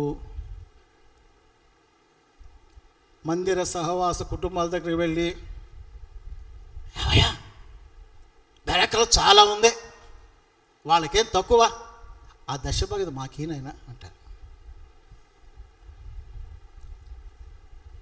అర్థమైంది అన్నమాట. రవణకు చాలా ఉంది, లేకపోతే నోబాబు చాలా ఉంది, ఈ ప్రార్థన చాలా ఉంది, ఇది ఉంది కాబట్టి అక్కడ ఇవ్వద్దు మీ దశం భాగం మాకు. అసలు దశం భాగం అంటే చెప్పంటారా? కనీస భాగం దశ భాగం. కానీ బైబిల్ కొంతమంది దశ భాగం ఎక్కడుందయా మళ్ళీ ఫోజిచ్చి మాట్లాడతారు. బైబిల్ ఉంది మినిమం. ప్రభు అన్నాడు వాటిని మానక ఇవి చేయాలంటాడు, అంటే దశభాగం మానొద్దు అన్నాడు. ఇంకా చెప్పలే, కొత్త నిబంధనలో కృపలో ఉన్న మనం ఏం చేయాలి? దశభాగం నథింగ్, ఇంకా ఇవ్వాలి. ఏమేయాలి? ఎక్కువగా ఎవడో నేర్చుకోవాలి. ఇంకో మాట, ఎవరికి ఇస్తున్నావు? రవణిక, చెప్పండి, నవబాబుకా? అటువంటి తలంపులతో ఇక్కడ ఉంటే ప్రభు నాలో చెప్తున్నా, దేవునితో మాట్లాడుతున్నాడు. నువ్వు ఇచ్చేది దేవునికి ఇస్తున్నాను, ఇస్తే రవణకి ఇస్తున్నాను, అన్నకి ఇస్తున్నాను, నవబాబుకి ఇస్తున్నాను అనుకుంటే మాత్రం ఇవ్వక అవసరం లేదు, అవసరమే లేదు. ఎందుకంటే నీకు దేవుని దీవెన కలగదు. నేను ఎరుగుదును కొంతమంది కానుకిచ్చేవాళ్ళు ఆగిపోయేవాళ్ళు ఉన్నారు. ఎందుకంటే రవానికి బాగుందిలే అని.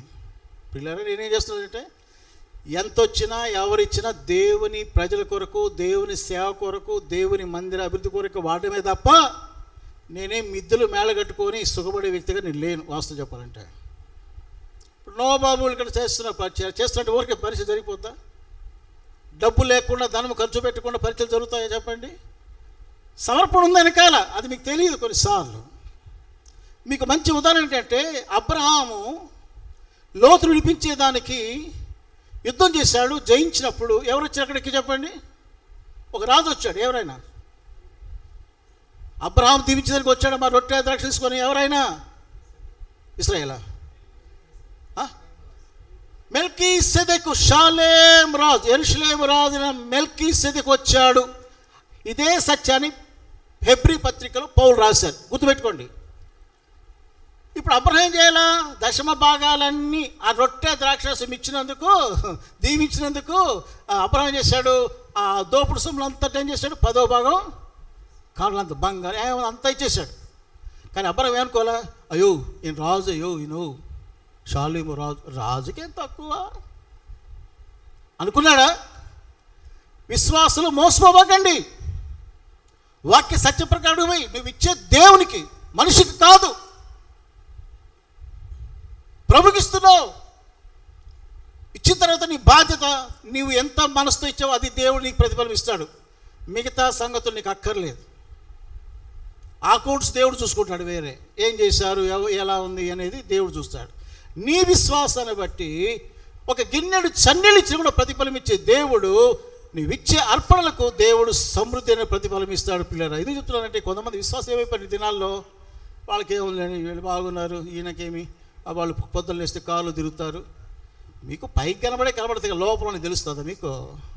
ఒక నోవా బాబునే కనుక, నోవా నువ్వు నీ హృదయంలో బాధలన్నీ ఒకసారి కక్కే చెప్పేవంటే చాలా ఉంటాయి. కానీ అలా చెప్పడం దేవుని మహిమ కాదు. నా కష్టాలు చెప్పుకోవడం దేవుని మహిమనా? కాదు. వ్యయ ప్రయాసాలు ఉన్నాయి, శ్రమలు ఉన్నాయి, కన్నీరు ఉంటుంది, ఒత్తిడి ఉంటుంది, నలుగుడు ఉంటుంది. సేవ చేయాలి అంతే. మా గురి ఏంటంటే ప్రభు పని చేయాలి అంతే. మేము నలుగుతున్నా దేవుని సేవ ప్రకాశించాలి, అది ఆశ.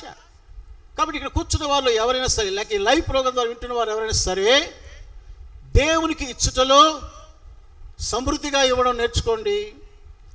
దేవునికే ఇస్తున్నానని విశ్వాసంతో ఇవ్వండి, మనుషులకు కాదు. సంతోషంతో ఇచ్చేవారిని, ఉత్సాహంగా ఇచ్చేవారిని దేవుడు ప్రేమించేవాడుగా ఉన్నాడు. ఆ దేవుడు ఏం చేస్తాడంటే, ఈరోజు కాదు, రేపు కాదు, ఎల్లుండైనా నీకు వడ్డీతో సహా నీ ప్రతిఫలము చెప్పండి సమృద్ధిగా ఇస్తాడు. అంశక్క ఈరోజు రాలేదు, గుర్తుకొస్తున్నారు. వాళ్ళ నాన్నగారు, వాళ్ళ అమ్మగారు నాకు పరిచయంలో తెలుస్తుంటే, వాళ్ళు సేవకులకు ఎంతైనా సేవకి ఇచ్చేసే మనస్తత్వం ఉంది వాళ్ళ నాన్నగారికి, అమ్మగారికి. సేవకులకు భోజనం పెట్టాలంటే ఆ సేవకులు భయపడరు. ఎందుకంటే ఇక్కడి నుంచి ఆ పొడుగు బల్లేస్తారు, ఎన్నో పెడతారు, తినలేక మనం చావాలి. ఎంత ఉంటే అంత దేవునికి, పనికి, సేవకులకి చేస్తుంటారు. నేను చూసి చెప్తున్నాను. ఒకప్పుడు 1986 బెత్లెహేము గారు వచ్చారు. వాళ్ళ నాన్నగారు చనిపోయినప్పుడు దీనస్థితి, అయితే సేవాశక్తి ఉంది కుటుంబంలో, ఉన్నది దేవునికి అర్పిస్తూ వచ్చారు. అయితే ఈరోజు దేవుడు వారిని ఏం చేశాడండి? చిన్న స్థాయిలో పెట్టాడా, హెచ్చు స్థాయిలో పెట్టాడా? చెప్పండి చెప్పండి. నువ్వు తలగా ఉందువు కానీ అంతే. పోయేమో ఇప్పుడు భలే ఉన్నారంటే ఎందుకున్నారు? ఒకనాటి కన్నీరు, ఒకనాటి ప్రయాస, ఒకనాటి శ్రమ, ఒకనాడు విత్తనాలు ఈరోజు ఏమైనాయి? పట్టజాలని దీవెనలు. దేవుడు కొనేసిన దీవెన ఎట్టి తెలిసిన మనకి లేదంటే మీ కొట్లు పట్టవు, అన్ని ఆశలు కూడా ఇస్తాడు. దేవుడు ఇచ్చింది ఎక్కడ పెట్టుకోవడం తెలియని స్థితి కూడా ఇస్తాడు నీకు. దేవుడికి నువ్వు సమర్పణత ఇస్తే మంచిది. ఇప్పుడు రెండో అంశానికి వెళ్దాం. టైం చూసుకోవాలి ఇప్పుడు, ఎందుకంటే మీకు చెప్పిన టైం ప్రకారంగా కొద్ది సమయం ఉంది. పర్వాలేదు, 1:30, 20 minutes. రెండో అనుభవం చెప్తున్నా. రెండో అనుభవం రండి, ఇక్కడి నుంచి కొంచెం క్లుప్తంగా వెళదాం.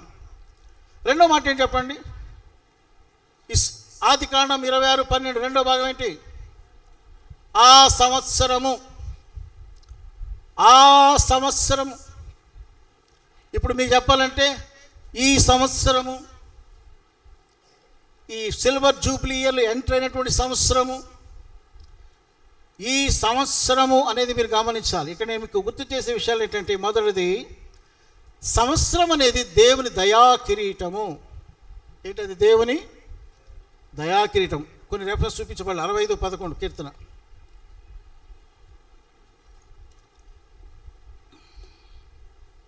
దయా కిరీటం. అందుకనే మనం ప్రభు స్తుతించాం.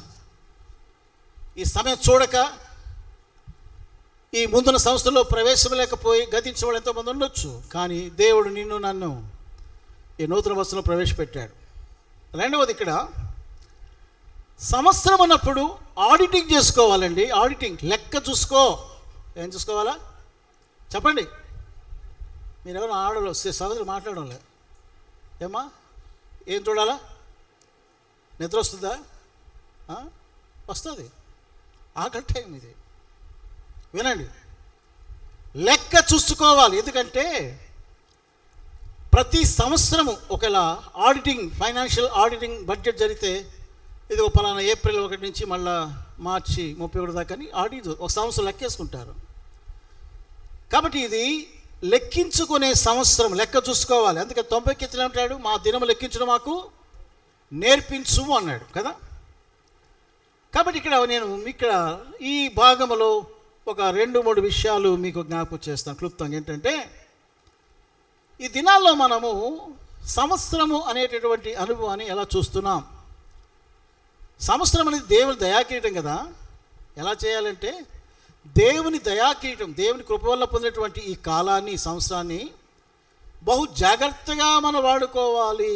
బహు జాగ్రత్తగా వాడుకోవాలి. ప్రభునాలు చెప్తున్నా, ప్రభు చెప్పిన మాట చెప్తున్నాను. బెరాక సంగమా, పెద్దలారా, సేవకులారా, 2020 జూన్ 16 నుంచి లెక్క పెట్టుకుంటారండి.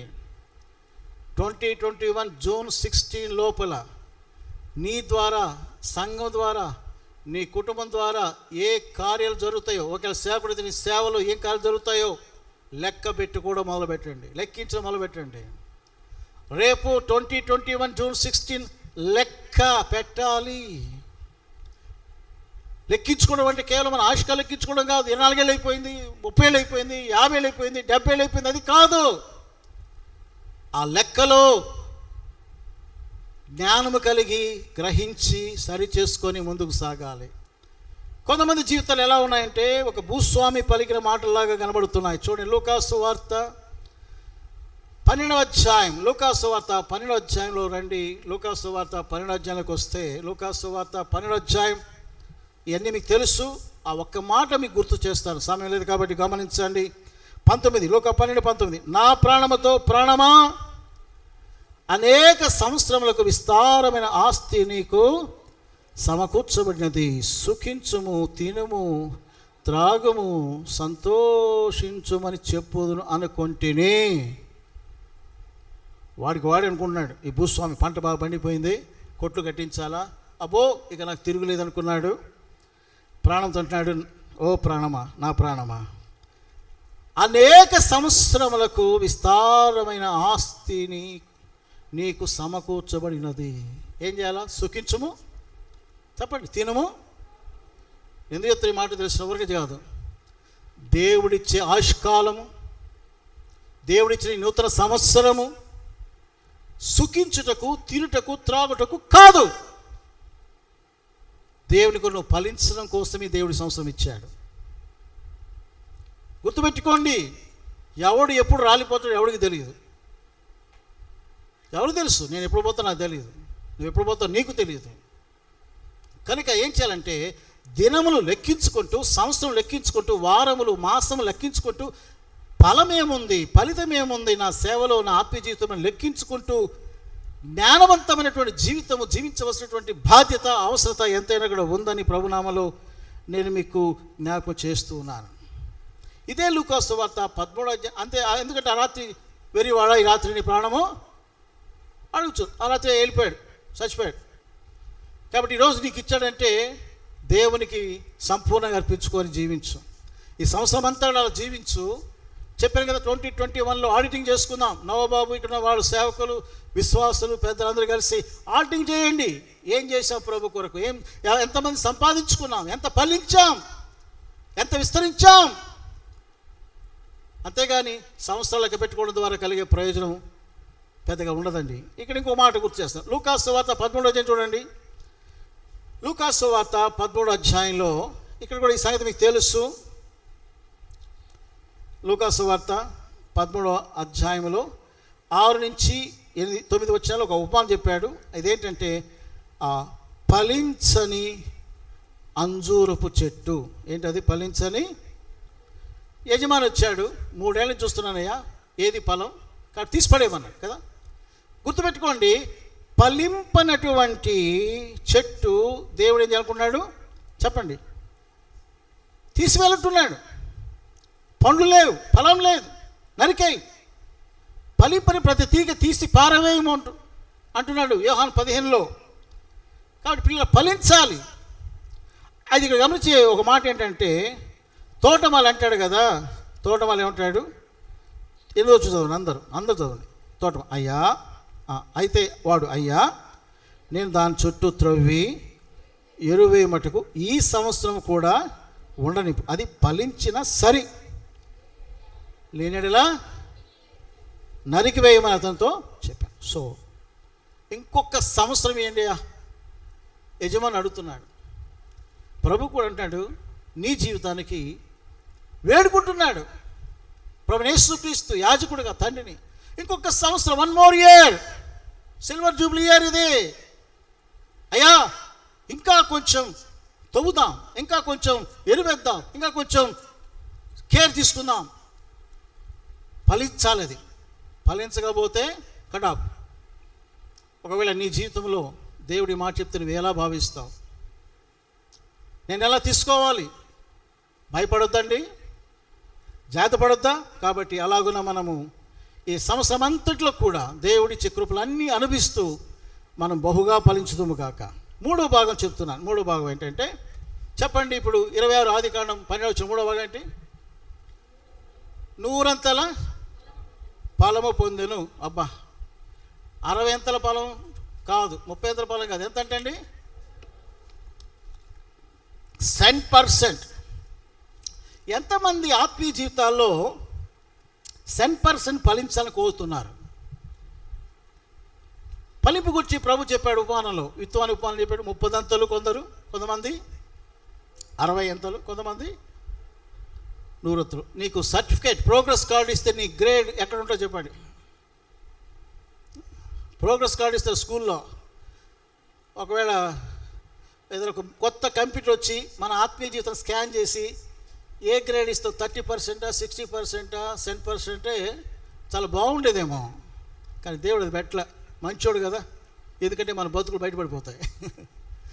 నీ పర్సంటేజ్ ఎంత లో ఉందో బయటపడతాయి. అందుకని దేవుడు కృపగలవాడే అవి పెట్టలే. ఆ మిషన్స్ మనకు, కంప్యూటర్స్ మనకి వేయలే. కానీ నిన్ను నీవే పరీక్ష చేసుకో, నన్ను నేనే చేంజ్ చేయాలా, పరీక్ష చేసుకో. నీకు అర్థమవుద్ది. 30 అంటే పాస్ మార్కు. నేను సైదాపురం చదివా. నోబాబు సైదాపురం ఉన్నారు. సైదాపురం రేచర్ కూడా సైదాపురం చదివాను, మా హై స్కూల్ సీనియర్. ఆ దినాలు చదవడానికి నాకు ఒళ్ళు బద్ధకం. దేవుడు మంచి జ్ఞానం ఇచ్చాడు కానీ బద్ధకం. ఏం బద్ధకం? ఎందుకు చదువుకోవాలి? పాస్ మార్క్ ఎంతరా? 30 మార్కు, 35 మార్కు చాలు. అంతవరకు చదివి అంతవరకు రాసేది. అంటే నాకు చెప్పే మా అమ్మ లేదు, మా అమ్మ చచ్చిపోయింది. మా నాన్న పట్టించుకోడు, ఆయన ఎస్ఐ, ఆయన పైన ఆయనదే పాస్ మార్క్. కానీ తర్వాత తెలిసింది మంచి మార్కులు వస్తే లైఫ్లో ఎలా ఉంటుంది. దేవుని స్తోత్రం, నాకు ఏం లేకపోతే దేవుడు చివరికి MA ఎకనామిక్స్లో హై సెకండ్ క్లాస్ ఇచ్చాడు. దేవుని స్తోత్రం. అలాగే BEdలో కూడా హై సెకండ్ క్లాస్ ఇచ్చాడు. ప్రభుని ఎరగినప్పుడు చెప్తున్నాను. విశ్వాసం ఇప్పుడు ఎట్లా ఉన్నారంటే, పాస్ అయితే చాలే బ్రదర్, పనిలోకి అట్ట అడుగు పెడితే చాలే బ్రదర్, అంతకంటే మనకి ఏం కావాలండి? నువ్వు పరలోకంలో అడుగుపెట్టేది కదా సమస్య. ఈ లోకంలో నువ్వు ఎంత సంపాదిస్తున్నావు, దేవుని ఎన్ని ఆత్మ సంపాదిస్తావు ప్రభు కొరకు, అది ముఖ్యమో. నువ్వు ఫలించాలి. ఇస్సాకు ఎలాంటి వాడు అంటే ఫలించినవాడు. పంట ఫలించడమే కాదు, ఆయన వ్యక్తిగత జీవితంలో ఫలింపులోకి వచ్చిన జీవితం. సింపుల్గా చెప్తున్నాను, ఆయన విధేయత. తండ్రి బలిపీఠం పెట్టినప్పుడు విధేయతలో ఫలించాడండి. కనిపెట్టుట, మ్యారేజ్ విషయంలో ఎక్కడెక్కడో తిరిగి అమ్మాయిని సెలెక్ట్ చేసుకొచ్చుకొని పెళ్లి చేసుకోలేదు. తండ్రి యొక్క మాటకు వేచి ఉండి వచ్చే వరకు, అమ్మాయి వచ్చే వరకు కనిపెట్టుకొని పెళ్లి చేసుకున్నాడు. చూసారా? విధేయత ఉంది, కనిపెట్టి జీవితం ఉంది, దేవుని యందలి విశ్వాసం ఉంది. ఫలించాడు ఇస్సాకు. కొన్ని 1-2 బలహీనతలు ఉన్నాయి, అవి ప్రాముఖ్యమైన కావు, కానీ ఇస్సాకు ఫలించాడు. ఇక్కడ పంట కూడా 100 ఫలం ఫలించింది. ఇక్కడ నేను మీకు గుర్తు చేస్తున్నాను, గమనించండి. బైబిల్ గ్రంథంలో నేను రెఫరెన్సెస్ గమనిస్తే దాదాపు 17-18 ఫలాలు ఉన్నాయి. 17-18 ఫలాలు స్పీడ్గా చదువుతా. వృక్ష ఫలము, గర్భ ఫలము, ప్రవక్త ఫలము, ప్రవర్తనా ఫలము, నోటి ఫలము, క్రియాఫలము, కష్టఫలము, చందా ఫలము, ప్రథమ ఫలము, నీతి ఫలము, ఆత్మ ఫలము, వెలుగు ఫలము, సేవా ఫలము, వాగ్దాన ఫలము, శిక్షా ఫలము, విశ్వాస ఫలం. ఇవన్నీ ఫలాలు. సరే, ఇప్పుడు నేను ముగింపుకు వచ్చేసాను. టైం అయిపోయింది కాబట్టి ముగించేస్తాను. నువ్వు ఫలించాలి. ఎంత ఫలించాలా చెప్పండి? ఎందుకు వచ్చి గోడలు కొన్ని గమ్ముండిపోతా? కోరుకోండి, కనీసం కోరుకోండి. ఎంత ఫలిస్తావు మా నువ్వు? ఎంత ఫలిస్తావు బాబు? గట్టిగా చెప్పండి, గట్టిగా. 100. ఇది మీకు ఛాన్స్. ఈ 25th ఇయర్లో దేవుడు సంఘానికి, సేవకులకి ఇచ్చే ఒక అవకాశం ఏంటంటే, ఈ సంవత్సరం మీకు ఇస్తున్నా కజ్జాడులే గ్రేస్, ఇది దయాకిరీటం, ఇది 100 ఫలించాలి.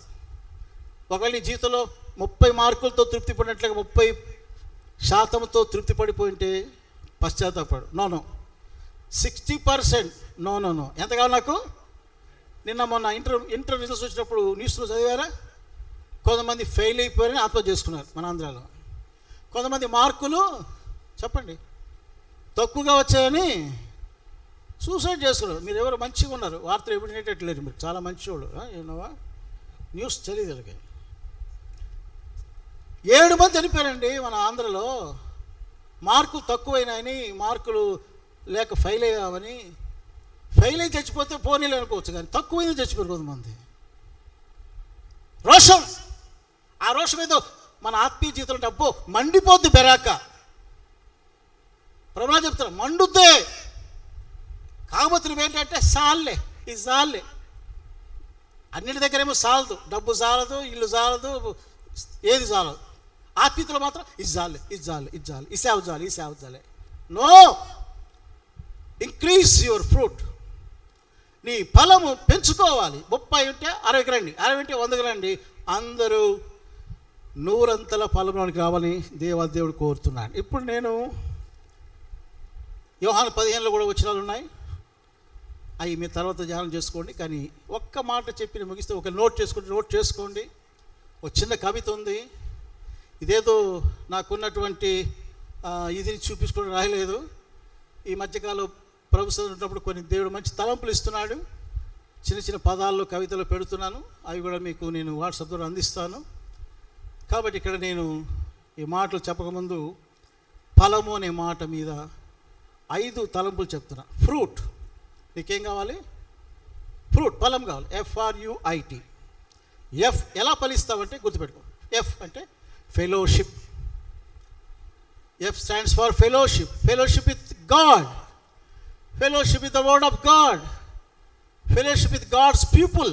దేవునితో, దేవుని వాక్యంతో, దేవుని ప్రజలతో నువ్వు సహవాసం కలిగి ఉండాలి. దేవునితో కనెక్ట్ అయ్యి జీవిస్తే నువ్వు ఫలిస్తావు.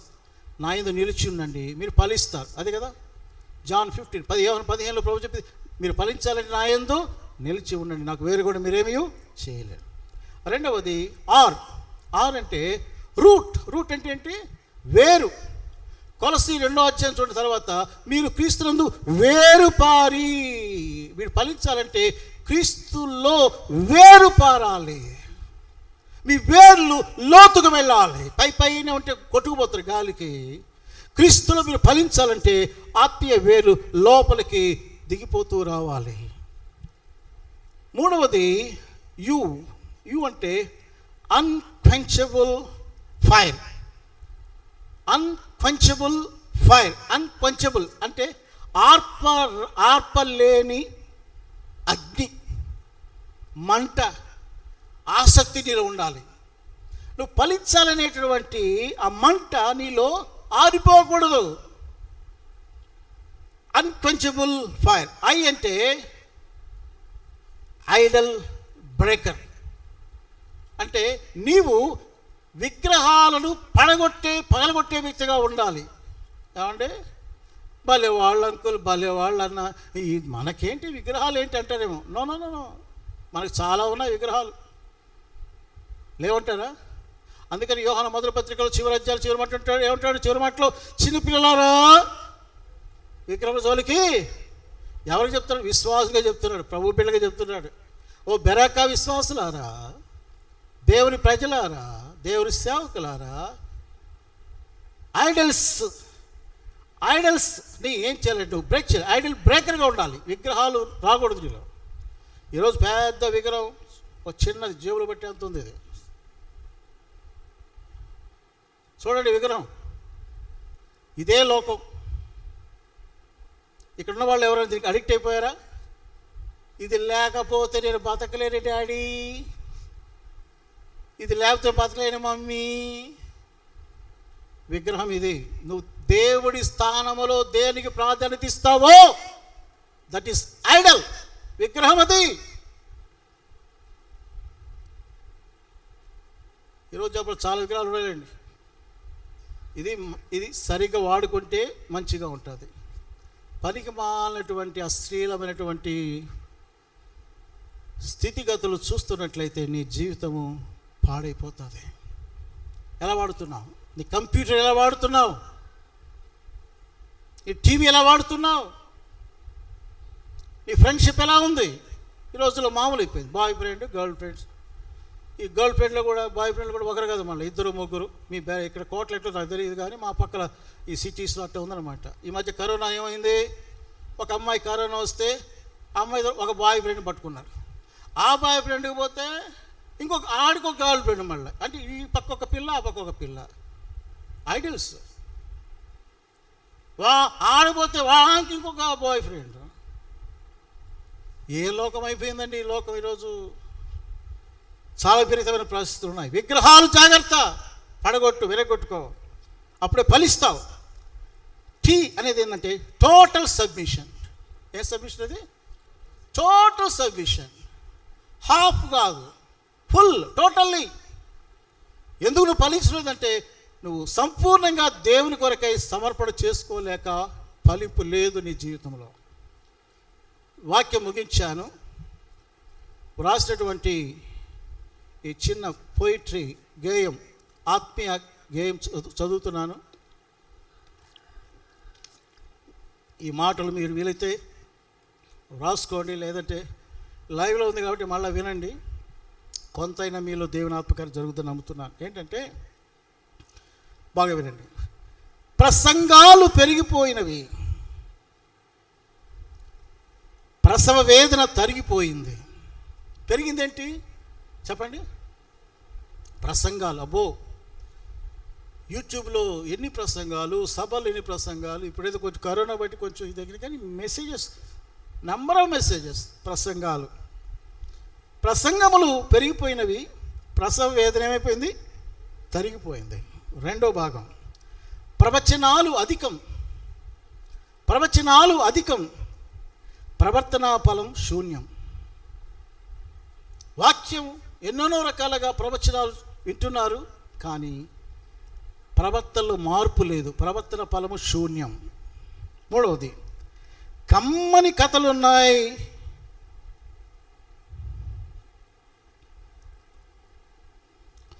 మెండుగా. మళ్ళీ చెప్తాను, కమ్మని కథలు ఉన్నాయి, మెండుగా. ఈనాడు బోధలు ఏమైపోయిందండి? ఏం కావాలి? కల్పనా కథలు, కథలు కథలు కథలు. బా, అన్న ఏం చెప్పాడా? ఏం చెప్పంటే ఈ కథ, ఆ కథ, ఈ కథ. వాక్యంలో ఏముంది? ఈ మధ్య యూట్యూబ్లో ఒక కుర్రోడు ఉన్నాడు, పేరు చెప్పను కానీ, చాలా చక్కగా భాష నాకే ఆకర్షణగా ఉంది, నాకే మంచిగా చెప్తున్నాడు. కానీ వాక్య లోతుల్లోనికి ఎక్కడ పోయలేదు అంటే చాలా తక్కువగా కనబడుతుంది. మనకేం కావాలంటే వాక్య సత్యం కావాలి, కథలు కాదండి. ఎప్పుడైనా అవసరమైతే ఉదాహరణకు ఒకటో రెండో వాడితే తప్పు కాదు, కానీ ప్రసంగం అంతా కథలమయం చేస్తున్నారు, ప్రజలు ఆకర్షితులవుతున్నారు. జాగ్రత్త. కమ్మని కథలు ఉన్నాయి, మెండుగా, కన్నులలో కన్నీరు ఎండెనుగా. కమ్మని కథలు విని నవ్వుకుంటూ వెళ్ళిపోతున్నారే కానీ కన్నులలో కన్నీరు ఏమైపోయింది? ఎండిపోయింది. పాపానికి వచ్చి జీవితానికి వచ్చి అయ్యో అని గుండె బాదుకొని పశ్చాత్తపడే వారి సంఖ్య ఎంత ఉంది ఈరోజు సంఘంలో? చాలా తక్కువ. 4వది, సోకులకు బానిసత్వం. మీరు సోకులు అంటారు, షోకులు అంటారు.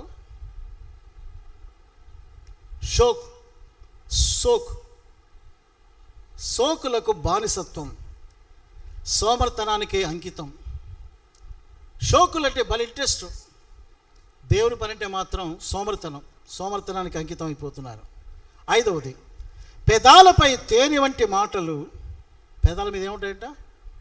అబ్బా, బైబిల్ అంతా ఈ అన్న నోరులో ఉంది, అక్క నోరులో ఉంది. అబ్బా, ఎంత ప్రేమ ఒలగబోస్తారని పెదాల మీద, కానీ పలిపు లేదు కదా. కాబట్టి ఇక్కడ ఏమంటే పెదాలపై తేనె వంటి మాటలు, ప్రేమ చూపలేని నటులు.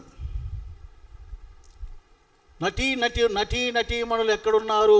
సినిమా ఫీల్డ్లోనే, టీవీలో అనుకుంటే పొరపాటు. సంఘాల్లో కూడా ఎవరు ఉన్నారండి ఇప్పుడు? యేసు కాలం కూడా ఉన్నారు. ఎవరు వాళ్ళు? వేషధారులు, నటించేవారంటే ఏంటి? లేనిది ఉన్నట్టుగా ఒకటి చచ్చిపోతామో నడుస్తుంది. నిజంగా ఆయనకి భర్తగాడు ఏమిగాడు నటించాలో ఏడుస్తుంది, అంతవరకే. సంఘాల్లో కూడా ఇప్పుడు ఏమైపోయిందంటే నటన పెరిగిపోయింది. పెదాలపై తేనె వంటి మాటలు, ప్రేమ చూపలేని నటులు. 6వది, ఆరిపోయిన బలిపీఠాలు, ఆగిపోయిన జీవజలాలు. ఆరిపోయిన బలిపీఠాలు. మన బలిపీఠాలు ఈరోజు మండుతున్నాయా? ఆరిపోయినాయా? ప్రార్థన చేస్తున్నట్టుగా కనబడుతుంది, కానీ నీ బలిపీఠం మీద మంట ఉందా? మండుతుందా?